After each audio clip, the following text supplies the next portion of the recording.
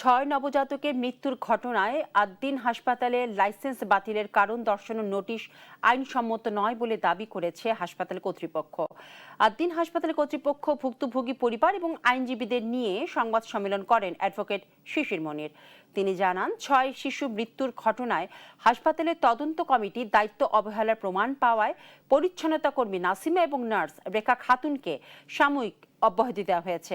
তবে হাসপাতাল বন্ধ করে দেওয়ার মতো কোনো ফাইন্ডিংস মেলেনি, তাই স্বাস্থ্য অধিদপ্তরের লাইসেন্স বাতিলের নোটিশ আইনগতভাবে মোকাবেলা করা হবে।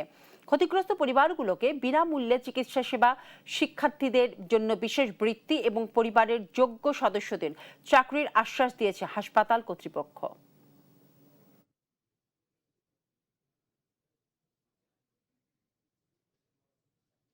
Addin Hospital will stand by the victim families, and victim families will also at the same time claim যে আদ্দিন হাসপাতালের সেবা কন্টিনিউ থাকা প্রয়োজন, কিন্তু উপযুক্ত ব্যক্তির উপযুক্ত কারণে সুনির্দিষ্টভাবে সুইটেবল শাস্তি হওয়া প্রয়োজন।